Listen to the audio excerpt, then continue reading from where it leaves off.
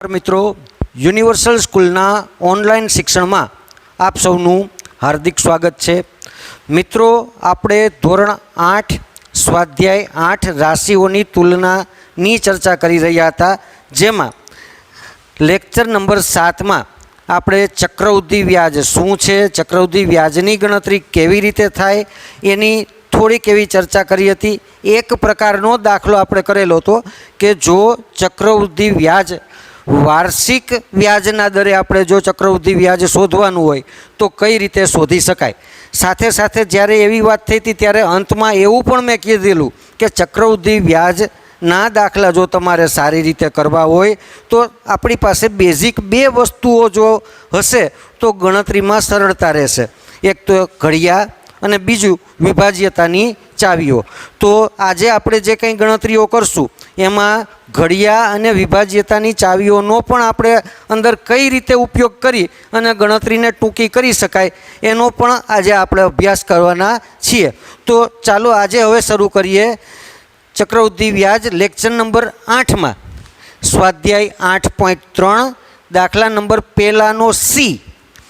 ₹62,500નું 1.1 વર્ષ માટે 8% અર્ધવાર્ષિક ચક્રવૃદ્ધિ વ્યાજે મળતું વ્યાજ શોધો.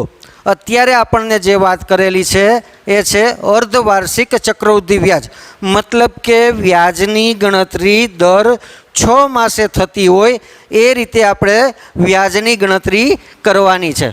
તો હવે આપણી પાસે જે કંઈ વિગતો છે એ વિગતોને ધ્યાનમાં લઈએ તો સૌથી પહેલું આપણી મુદ્દલ જે છે પી એ છે ₹62,500, વ્યાજનો દર આર 8% અને મુદ્દત એન જે છે એ છે 1.1 વર્ષ, એટલે કે 2 અને 2+1 એટલે 3/3 વર્ષ. હવે જ્યારે અર્ધવાર્ષિક દરે આપણે ચક્રવૃદ્ધિ વ્યાજ શોધવાનું હોય ત્યારે જો વ્યાજની ગણતરી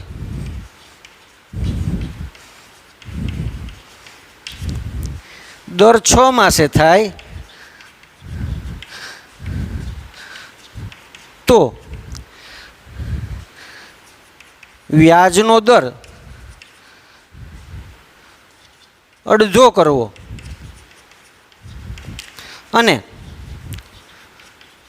મુદ્દતને બમણી કરવી. આ વસ્તુ ખાસ આપણે ધ્યાન રાખશું. જો વ્યાજની ગણતરી અર્ધવાર્ષિક વ્યાજના દરે થતી હોય તો ચક્રવૃદ્ધિ વ્યાજની ગણતરી કરતી વખતે વ્યાજના દરને અડધો કરશું અને મુદ્દતને બમણી કરશું. મતલબ કે આપણું જે વ્યાજ છે 8% છે એની બદલે 8/2 બરાબર 4% થશે અને મુદ્દત n/2 એટલે 3/2 એને બમણા કરીએ એટલે 2 એટલે કે 3 વર્ષ થશે. તો હવે આપણે વ્યાજની ગણતરી શોધવા માટે સૂત્ર આપણું છે A=P1 જો વ્યાજની ગણતરી દર 6 માસે થતી હોય તો એના માટેનું સૂત્ર હતું 1 + r/2 આખાના છેદમાં 100 એની 2 × n ઘાત. કિંમતો મૂકીએ. મુદ્દલ છે 62,500, 1 પ્લસ અહીંયા આગળ r/2 સીધા આપણે લખી નાખ્યા. કેટલા થયા તો કે 4% છેદમાં 100 અને મુદ્દતને કરી નાખી 3. સાદું રૂપ આપીએ 62,500 100 એકા 100 100 + 4 એટલે કે 104/100 એની 3 ઘાત.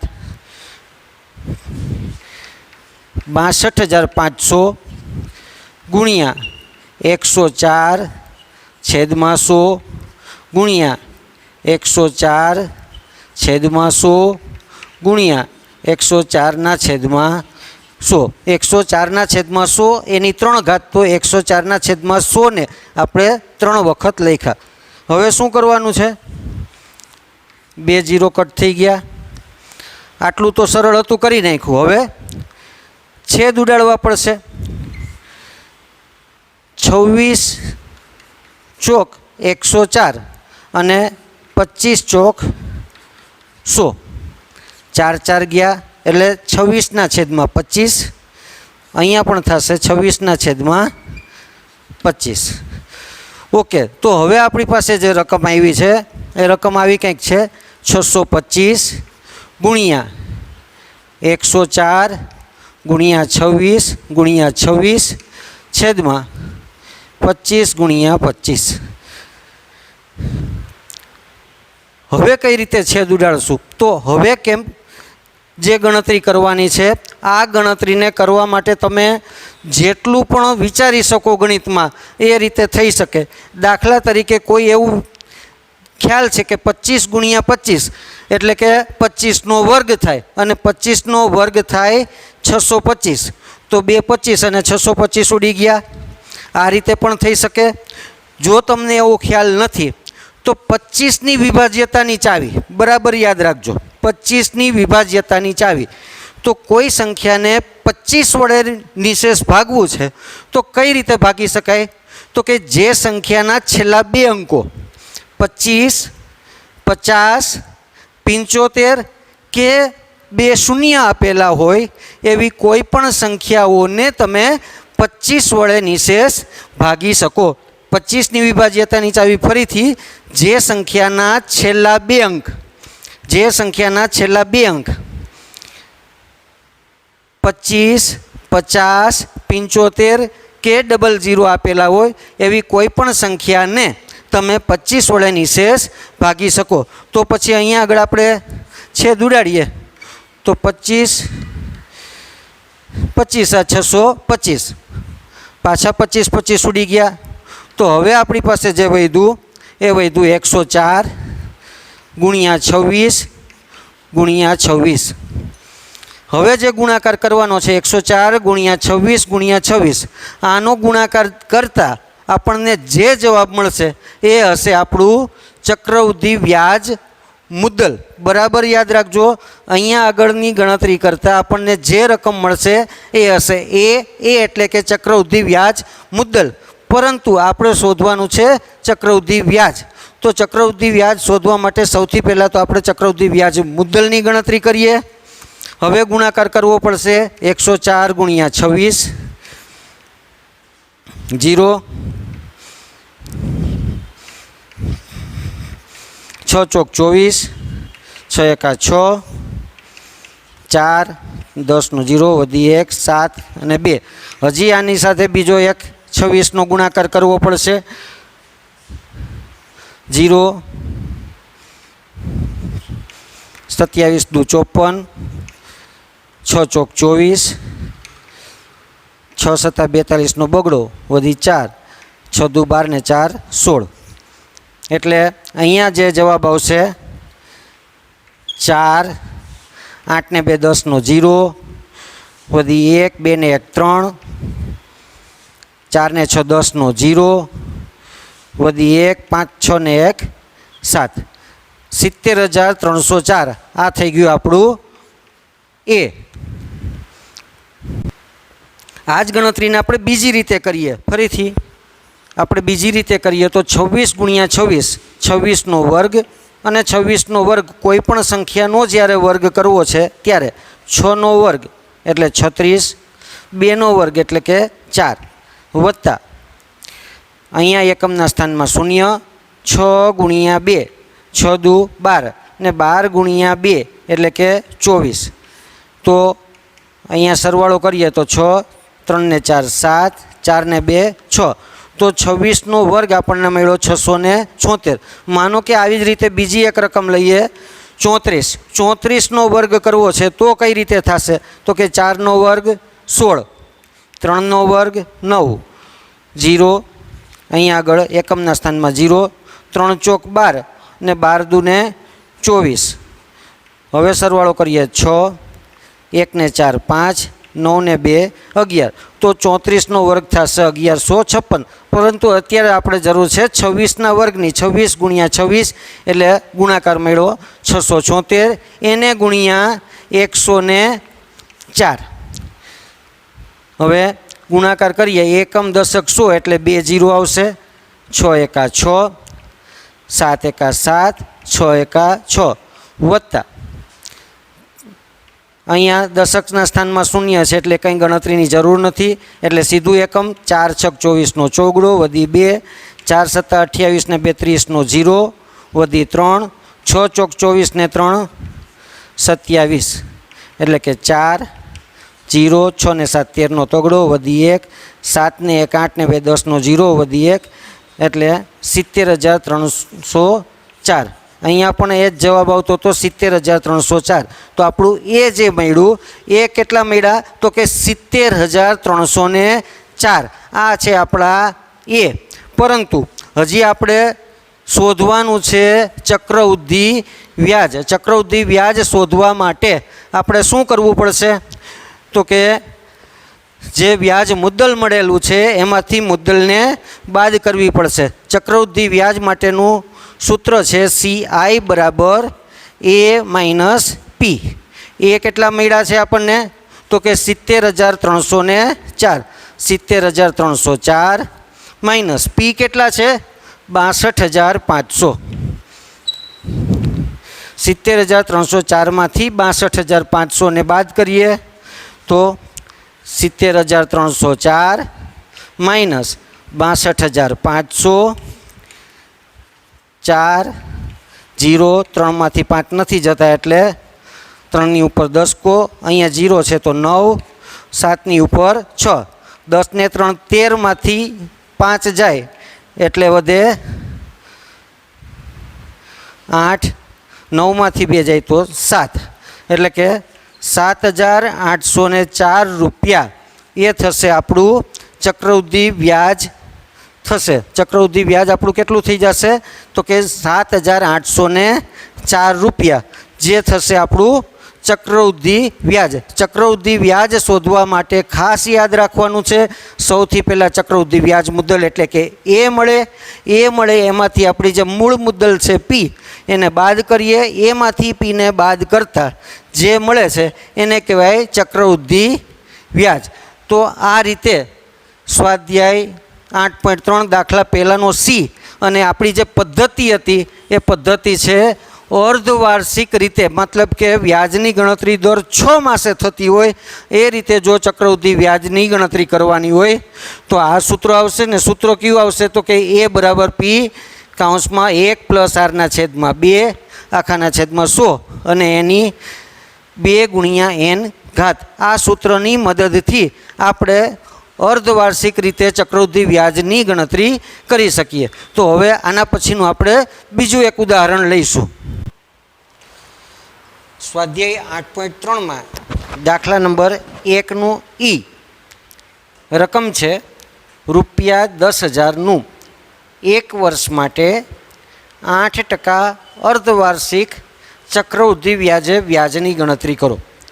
ફરીથી પાછી અત્યારે આપણે જે ગણતરી કરવાની છે એ ગણતરી છે અર્ધવાર્ષિક રીતે ચક્રવૃદ્ધિ વ્યાજની ગણતરી કરવાની છે. અર્ધવાર્ષિક રીતે ગણતરી કરવા શું કરવું પડશે આપણે તો કે વ્યાજની જે ગણતરી છે એમાં વ્યાજને અડધું કરવું અને મુદ્દતને બમણી કરવી. આ ખાસ આપણે યાદ રાખવાનું છે. અર્ધવાર્ષિક રીતે જ્યારે વ્યાજની ગણતરી કરીએ છીએ ત્યારે વ્યાજના દરને અડધો કરવું અને મુદ્દતને બમણી કરવી. તો હવે આપણી પાસે જે રકમ છે એ રકમ મુદ્દલ પી 10,000 રૂપિયા, વ્યાજનો દર છે 8%, જેને આપણે r/2 એટલે કે 8/2 અને વ્યાજના દરને કરશું 4%. મુદ્દત n કેટલી છે 1 વર્ષ માટે. એટલે મુદ્દતને બમણી કરવાની છે એટલે 1 ગુણ્યા 2 એટલે 2 વર્ષ. આ રીતે આપણે વ્યાજની ગણતરી કરવાની છે. સૂત્ર આપણું છે એ બરાબર પી. જો સૂત્ર લખીએ તો સૂત્ર 1 પ્લસ આરના છેદમાં 2 અને એના છેદમાં 100 2 ગુણ્યા n ઘાત. વ્યાજના દરને અડધો કર્યો અને મુદ્દતને બમણી કરી. કિંમતો મૂકીએ. મુદ્દલ છે 10,000. 1 પ્લસ 8ના છેદમાં 2 ને 8ના છેદમાં 2નું સાદુરૂપ આપણે અહીંયા આપ્યું છે 4 એટલે 8ના છેદમાં 2ને બદલે સીધા 4 લખીએ છીએ. છેદમાં 100. મુદ્દત 1 વર્ષની છે અને એના બમણા કરવાના છે એટલે 2 એટલે મુદ્દતને આપણે લખીએ સીધી 2 વર્ષ. હવે 10,000 100 એકા 100 વત્તા 4 એટલે કે 104 એના છેદમાં 100 એની 2 ઘાત. તો થશે 10,000 ગુણ્યા 104 છેદમાં 100 ગુણ્યા 104 છેદમાં 100. હવે તો જોતાં એવું લાગે છે કે બહુ સહેલું થઈ જવાનું છે. 1 0 1 0 બીજો 1 બીજો 1 ત્રીજો 1 ત્રીજો ચોથું ચોથું. તો હવે આપણી પાસે જે રકમ વધી એ રકમ છે માત્ર 104 ગુણ્યા 104 મતલબ કે 104નો વર્ગ. 104નો વર્ગ કઈ રીતે થાય તો કે 104ના આપણે 2 ભાગ વિચારીએ. હંમેશા જે એકમવાળો જે ભાગ છે એને એકલો રાખીએ તો 4નો વર્ગ થશે 16 અને 10નો વર્ગ થશે 100. 4નો વર્ગ 16 10નો વર્ગ 100. એમાં ઉમેરવાના છે આપણે એકમમાં શૂન્ય મૂકવાનું છે. 10 ચોક 40 આ બંનેનો ગુણાકાર 10 ચોક 40 અને 40 દુ 80 એટલે 6 1 8 0 અને 1 10,816 આ થશે 104નો વર્ગ. 104નો વર્ગ મળ્યો છે 10,816. માનો કે આપણને એવું લાગે છે કે આમાં કંઈક શંકા છે, સાચું નથી, તો આપણી જે સ્ટાન્ડર્ડ પદ્ધતિ છે એની રીતે ગુણાકાર કરી નાખીએ. એકમ અને દશક 2 0 1 વડે જ ભાગ ચલાવવાનો છે એટલે 4 0 અને 1 વત્તા ચોકે ચોકે 16 4 એકા 4 6 1 8 0 અને 10. તો આપણી જે મુદ્દલ છે એ બરાબર મળશે આપણને રૂપિયા 10,816. પણ અત્યારે આપણને જે મળેલું છે એ છે ચક્રવૃદ્ધિ વ્યાજ મુદ્દલ અને આપણે શોધવાનું છે ચક્રવૃદ્ધિ વ્યાજની ગણતરી કરો. વ્યાજની ગણતરી કરવા માટે આપણે જોઈશે CI મતલબ કે કમ્પાઉન્ડ ઇન્ટરેસ્ટ, ચક્રવૃદ્ધિ વ્યાજ. એનું સૂત્ર છે A માઇનસ P. એ છે 10,816 એટલું જ આવેલું હતું ને, 10,816 માઇનસ P છે 10,000. 10,816માંથી 10,000ને બાદ કરીએ તો મળશે 816 રૂપિયા. આ થશે આપણું કમ્પાઉન્ડ ઇન્ટરેસ્ટ એટલે કે ચક્રવૃદ્ધિ વ્યાજ. આપણા ચક્રવૃદ્ધિ વ્યાજની ગણતરી કરતાં આપણને અહીંયા મળશે રૂપિયા 816 ચક્રવૃદ્ધિ વ્યાજ. તો આ હતું સ્વાધ્યાય 8.3 એનો દાખલો પહેલાંનો ઈ અને એની આપણને જે ગણતરી કરતાં જવાબ મળેલો છે 816.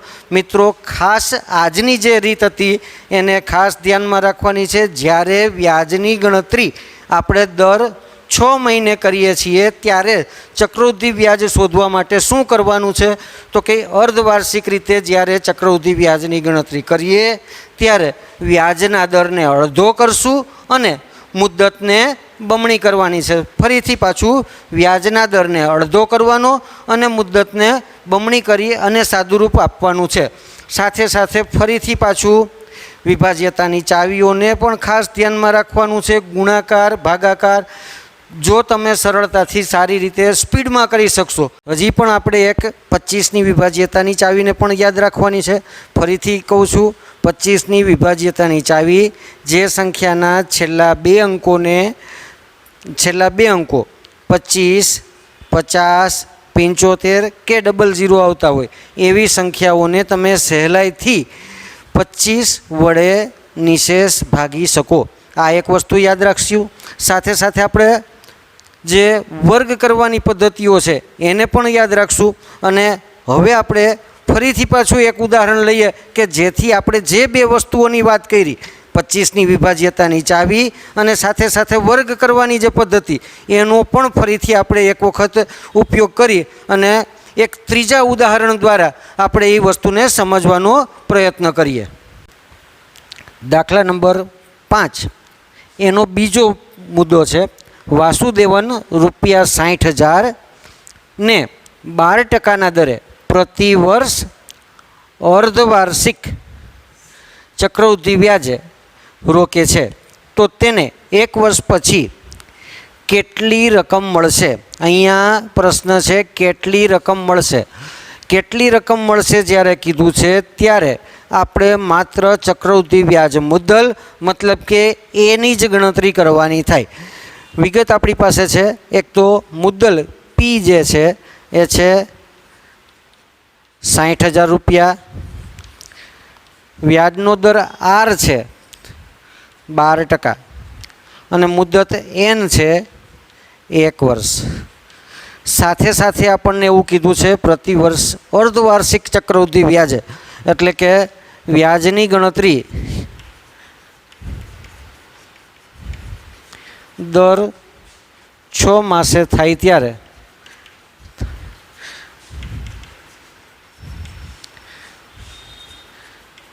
વ્યાજનો દર અડધો અને મુદ્દત બમણી કરવી. હવે આ જ વિગતને વિચારીએ તો વ્યાજનો દર આપણે અડધો એટલે કે 12/2 એટલે કે 6% થઈ જશે અને મુદ્દત 1 વર્ષ છે 1 ગુણ્યા 2 એટલે 2 વર્ષ થશે. હવે આપણી પાસે સૂત્ર છે A બરાબર P1 પ્લસ R/2 100 અને 2N. મુદ્દલ આપણી છે 60,000, 1 પ્લસ R/2 મતલબ કે વ્યાજના દરના અડધા, ને વ્યાજના દરના અડધા આપણી પાસે છે 6/100. મુદ્દત આપણી પાસે 1 વર્ષ છે અને એના બમણા કરતાં આપણી પાસે આવે છે 2 એટલે કે મુદ્દત થઈ જશે 2 વર્ષ. વ્યાજનો દર અડધો કર્યો અને મુદ્દતને બમણી કરી નાખી. સાદું રૂપ આપીએ તો 60,000 એમને એમ, આને કંઈ અત્યારે કરતા નથી. 100 + 1 છેદ સમાન નથી એટલે છેદને સમાન કરીએ. 100 એકા 100, 100 + 6 એટલે કે 106/100 એની 2 ઘાત.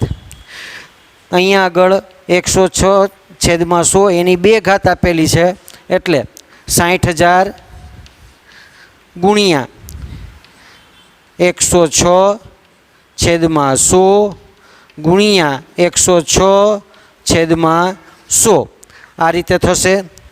0 0 ઉડાડીએ, 1 0, 2 0, પાછા 2 0 આટલા ઉડી ગયા એટલે 6 ગુણ્યા 106 ગુણ્યા 106, 6 ગુણ્યા 106 ગુણ્યા 106 આ રીતે આવ્યું. હવે આનો ગુણાકાર તમને અનુકૂળતા આવે એ રીતે કરી શકો. 6 ગુણ્યા 106 એનો જે જવાબ આવે એની સાથે 106 કરો, અથવા તો 106 ગુણ્યા 106 બેનો ગુણાકાર કરો અને એનો જે જવાબ આવે એને 6 સાથે ગુણાકાર કરો તો પણ થઈ શકે. આપણે જે રીતે અત્યાર સુધી શીખ્યા છીએ કે 106 ગુણ્યા 106 મતલબ કે 106નો વર્ગ કરવો છે અને કોઈ પણ સંખ્યાનો વર્ગ કરવો છે ત્યારે 106 એના 2 ભાગ કરવાના છે. એમાં એકમના અંકમાં માત્ર એક જ અંક રાખીએ તો 6નો વર્ગ મળે છે આપણને 36. આનો વર્ગ કર્યો 10નો વર્ગ મળે છે આપણને 100. 6નો વર્ગ 36, 10નો વર્ગ 100. વત્તા કરીએ એકમના સ્થાનમાં 0. આ બંને સંખ્યાનો ગુણાકાર 10 ગુણ્યા 6 એટલે 60 અને 60ના બમણા એટલે કે 120. તો આ 120 મૂકી દીધા. સરવાળો કરીએ તો 6, 3, 2, 1 અને 1 મતલબ કે 106નો જ્યારે વર્ગ કરીએ છીએ ત્યારે આપણને ગુણાકાર 106 ગુણ્યા 106 એનો ગુણાકાર મળે છે 11,236 એટલે કે 106નો વર્ગ 11,236 થાય. હવે એની સાથે હજી આપણે ગુણાકાર કરવાના છે 6નો. તો 6 ગુણ્યા 6 36નો છગડો વધી 3, 6 તેરી 18 ને 3 21નો એકડો વધી 2, 6 દુ 12, 12 ને 2 14નો ચોગડો વધી 1, 6 એકા 6 ને 1 7 ને 6 એકા 6.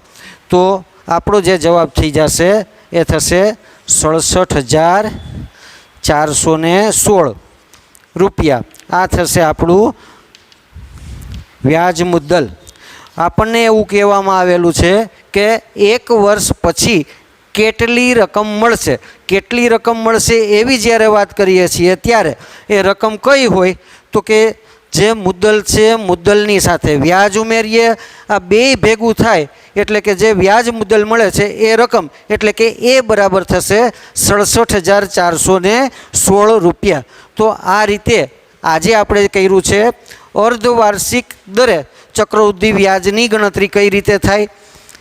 ગઈકાલના લેક્ચરની અંદર આપણે કરેલું હતું વાર્ષિક દરે ચક્રવૃદ્ધિ વ્યાજની ગણતરી કઈ રીતે થાય અને આવતીકાલે મિત્રો ચક્રવૃદ્ધિ વ્યાજની અંદર જ ત્રીજી મહત્ત્વની પદ્ધતિ કે સાદા વ્યાજ અને ચક્રવૃદ્ધિ વ્યાજ બંને વ્યાજની જો ગણતરી કરીએ તો શું ફેર પડે, કેટલો ફેર પડે, શેમાં વધારે વ્યાજ મળે અને શેમાં ઓછું વ્યાજ મળે એની ગણતરી કરતાં આપણે આવતીકાલે શીખવાના છીએ.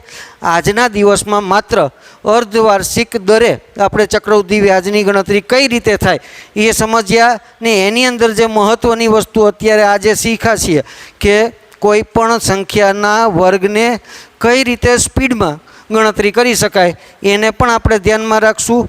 પ્રેક્ટિસ કરતા રહેવાની છે અને ફરી પાછા આપણે આવતીકાલે મળશું. નમસ્કાર, જય હિન્દ.